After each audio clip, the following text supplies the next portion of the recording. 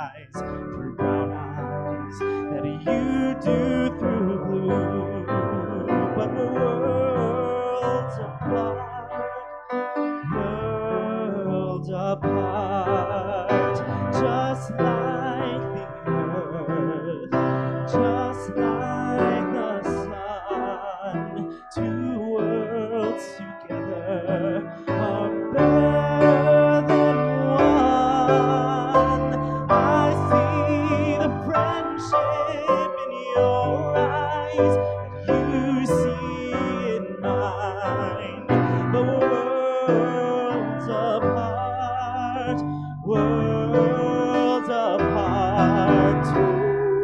together, but worlds apart. And a mockingbird sings in an old yonder tree.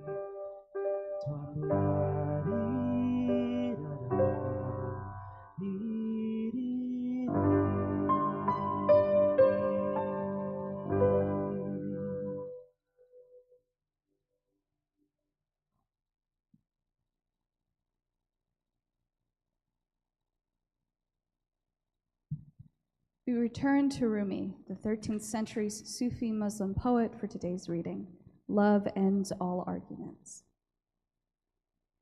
Every belief or doctrine that does not lift you up is like a treacherous fountain pass.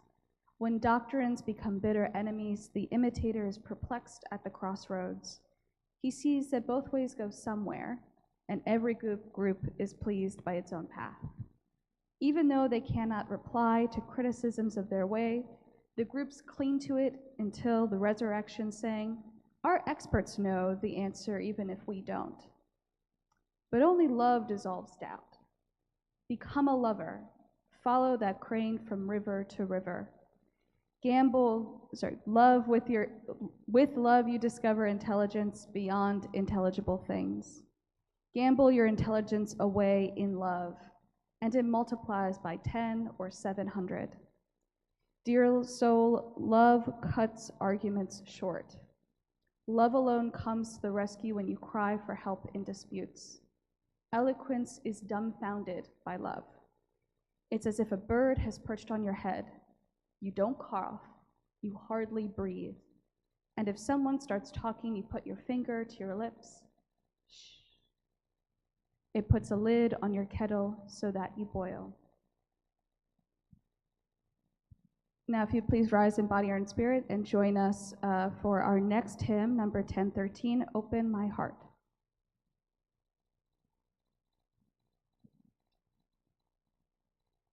For this hymn, I will sing it through 2 times. This is traditionally done as a round, but I would love us to sing this together in unity. So I will sing through it twice with the choir, and please join us to sing it 3 more times after that.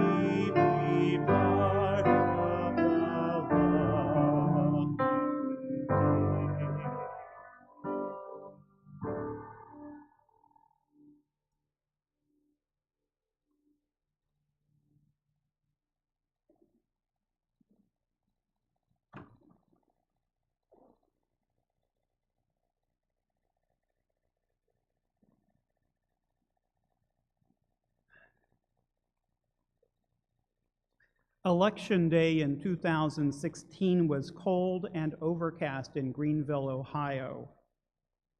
As I made the turn onto Main Street and drove past the county courthouse, I caught sight of a gangly, tall young man walking back and forth carrying a homemade sign almost as tall as he was. "Trump for president," it said on one side. "Hillary for prison," it said on the other, with a hand-drawn image of the candidate behind bars. I filed it away, one more image to bring back to friends in New York of what seemed to be the unhingedness of America in that election season. I was not where I thought I would be. I'd come to the Midwest for a conference that weekend, and it seemed like a good idea to stay on and visit family, and then join the push to get out the vote in what experts agreed would be one of the battleground states that would determine the election. I drove to the small storefront campaign headquarters where I was given an assignment to go out to a working class neighborhood and knock on doors and see if people had voted, and thank them if they had, and if they hadn't, see if they needed help getting to the polls that day. As it turned out, almost everyone I met had voted, but they wanted to talk. Or in the case of one woman who was driving slowly by and saw my button, to reach out and give a high five, which felt kind of good. An older woman confided to me her fears for women if Trump were elected. A young dad expressed amazement that church-going friends could vote the way they did.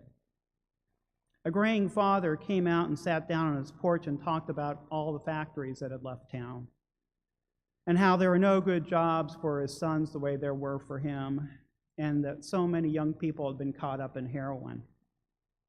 He'd voted for Trump, he said. Things need to change, he added. By early afternoon, it began to rain, a steady, drenching rain, and so I went back to headquarters for a break. As I turned the corner, who was there? There he was, the guy with the sign. He had parked himself provocatively outside our headquarters. "Trump for president, Hillary for prison," he shouted to passing cars. I went inside. "You saw?" one of the campaign workers asked. "Yeah." "What should we do?" We were a ragtag crew, as often happens in small towns on election day. Retirees, moms, students, some unemployed folk, a few union workers, people of color, whites, men, women, led by a guy who had recently moved to the area and scrounged a part-time organizing job, who did not have a whole lot more experience than we had. I rifled through my head for options. Go out and politely ask him to leave, demand angrily that he go, like the parent that I have been at times in the past, call the cops. But before I could speak, one of the retirees looked me in the eye and said, "Ask if he needs food." "He looks hungry," she said. "Heck," she said, "he could be my son." The other workers looked up from what they were doing and in unison nodded. "Give him some lunch," a grizzled union rep said.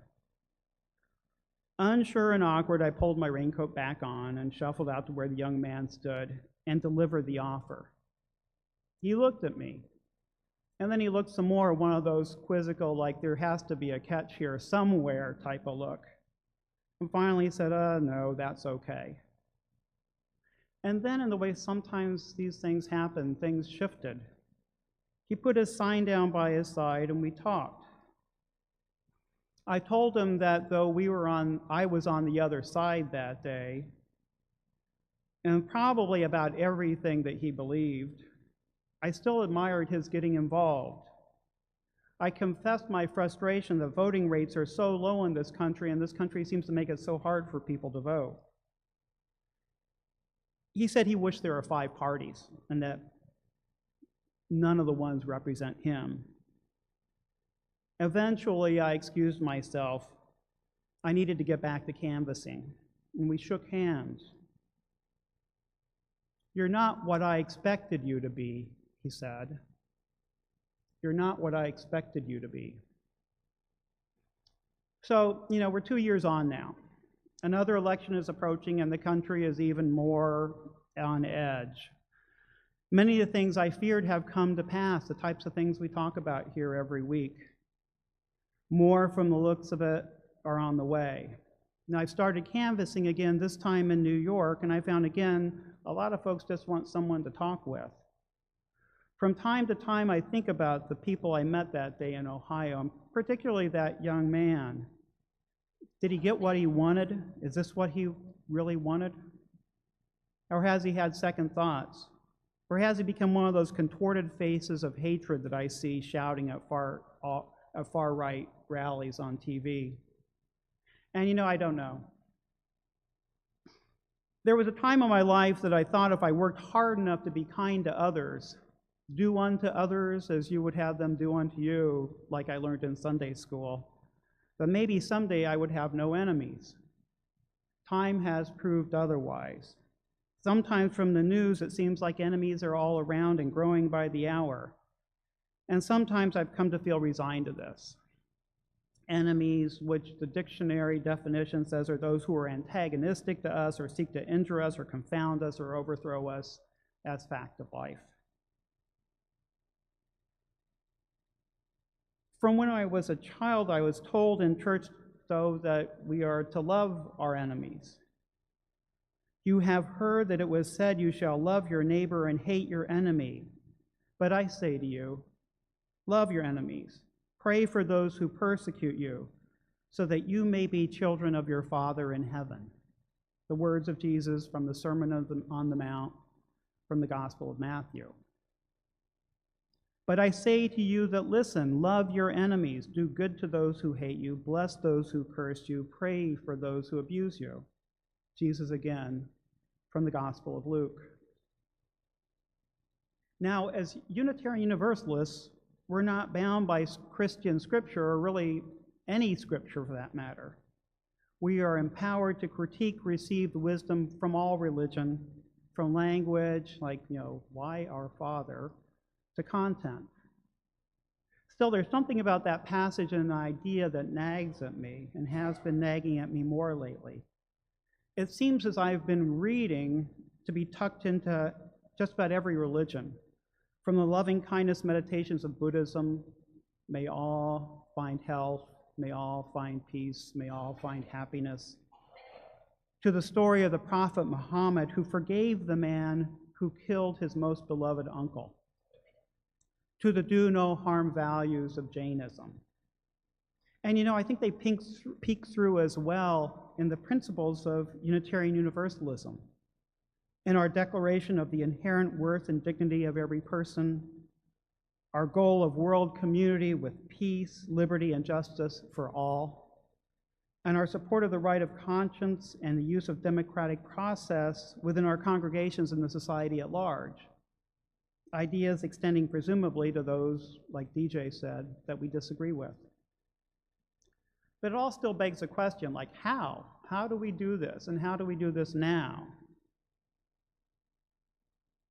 60 years ago, writing from a jail cell in the South, one of many jail cells he would be in to try to break the hold of segregation and racial injustice in this country, the Reverend Martin Luther King Jr. wrote that each generation must work out what that commandment to love your enemy means for its time, and then strive to live that out. Now, Reverend King said so partly from his own identity as a Christian, but it was to him, as he looked around the world, the only way out. The world seemed to be caught in a spiral of hatred, war, and violence. That cycle must be broken, he said. Returning hate for hate, he said in the resulting sermon called Loving Your Enemies, only multiplies hate. To hate back, he said, scars the soul and distorts the personality. It's not just about the other person, it's what it does to us. Hatred, he says, is poison. It's a prison. It warps your very perceptions, making you see the beautiful as ugly, the ugly as beautiful, and confound and confound and confuse the truth with the false and the false with the true. The true with the false and the false and the true, which actually, like a lot of what he wrote 60 years ago, though, seems so much present to our current situation. Only love, he said, could drive out hate. We must love or perish.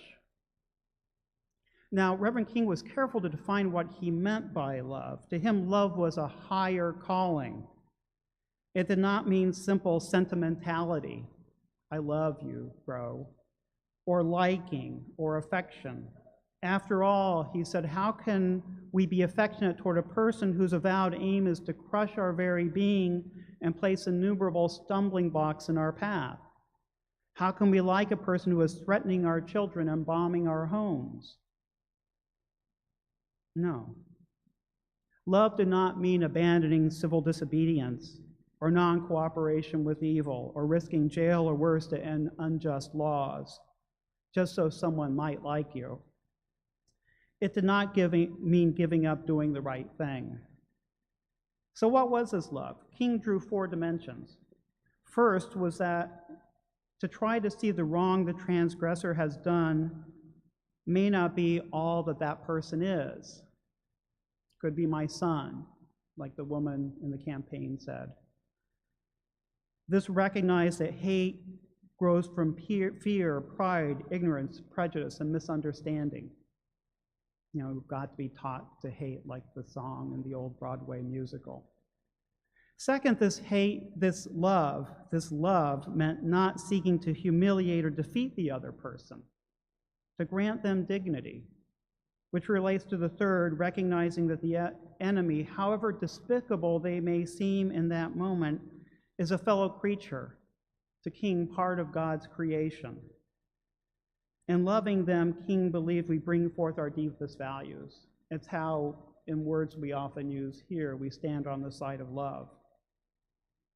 We hope in turn we may open a reservoir of goodwill in the other person. I didn't expect you to be that way.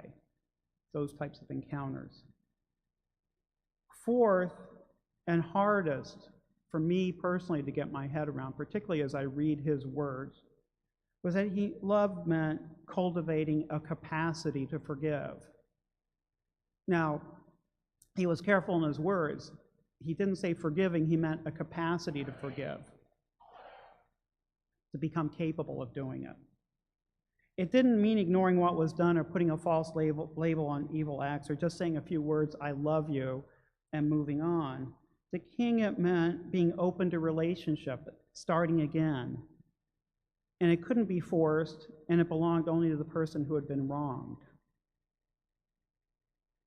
Knowing what he and the men and women with him in the civil rights movement had been through and what their forebears in chattel slavery and in Jim Crow had been through, and what was to come, because he was writing this in the 1950s, he would have 10 more years of struggle.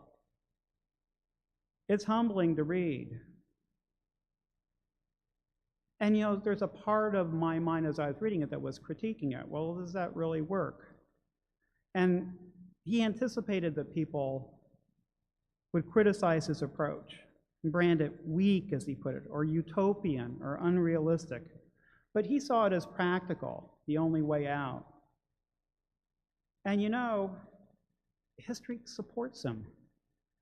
In the decades since, these ideas have developed into a body of work that has been applied in conflict settings around the world. Conflict researchers like John Paul Lederach, longtime leader in the reconciliation movement of the Mennonite Church, which is one of the historic peace churches, have found conflict, in fact, is usually rooted in relationship. So that to end conflict, we have to come to terms in some way with those we're against. Conflict, this work has also found, is almost always involved in identity, the narratives of how people see themselves, who they are, where they've come from, and what they fear they are becoming or losing. When we rush through a solution, as is often the case when we get uncomfortable, and if we don't address those deeper issues of relationship and identity, how I see the other person, how they see me, we only push them down to resurface again. We need instead to create safe spaces where trust can be built, these researchers are finding. And it takes time and it's challenging. In conflict, people's fears rise. They become reactive and prone to blaming. But identity, as rigid as can seem in conflict, these folks are finding, is in fact dynamic. It's continuously being redefined, and it's relational, which is to say people can change, enemies can become something else. The key, says Lederich, is not to try to walk away or ignore perception. Instead, it's to try to understand where it's rooted, to listen. Deep looking and deep listening. For about as long ago as King was practicing nonviolence, the Buddhist monk Thich Nhat Hanh has been advocating for deep listening and deep looking. It's work, he says, that begins in ourselves. When we practice it, whether through prayer or meditation or however, we begin to see connections. Sunshine, clouds, time and soil, all those things that make a flower. A flower cannot be anything by itself, he says. It's dependent on other things. Or that in times of conflict, as he saw so wrenchingly in his homeland in Vietnam, everyone is to some degree a victim. Engaged Buddhism, the practice he cultivated, aimed at taking everything in and responding with compassion. When anger comes up, use a meditation, he writes, to soothe it, in this beautiful passage, like a mother with a crying child. Breathing in, I recognize my feeling. Breathing out, I calm my feeling. Breathing in, I recognize my feeling. Breathing out, I calm my feeling. Now, I don't know if I could fully get there and live there, out of that place all the time, but I wonder if those times when we stop and do the unexpected or follow the promptings of those better angels around us, he could be my son. Give him some lunch. He looks hungry. We glimpse possibility. We become, for a moment, love. Enter a garden that fall cannot plunder, in the words of Rumi. Love alone dissolves doubt, cuts arguments short, comes to the rescue, dumbfounds eloquence. Let love describe itself in ourselves. In another poem, Rumi writes, plant love in your spirit. The heart guides you to the neighborhood of saints. So as we close, I'd like to ask each of you to take a moment to plant an image in yourself of what love is to you. And then in silence, we could take a moment in silence, press it in, make it muscle memory. It may be a loved one or someone sitting close by today, someone who has crossed your path, or maybe someone that you're at odds with right now. Or a place, maybe this place, or words or a song. Friends, we face challenging months ahead. Our work in this congregation for social justice to bring about the beloved community in the world beyond our doors as well as in here is going to be tested. But what we hold in our hearts can help us live into our values and together create change. Stand on the side of love. Change perhaps even those who are our foes. Let us in silence plant those seeds now, the image of love that will see us through.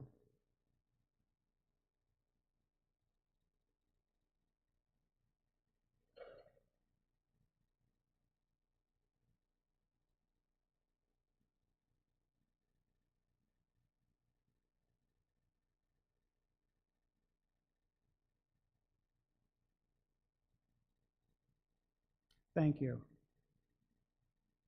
It is a blessing to be with you today. Amen and blessed be.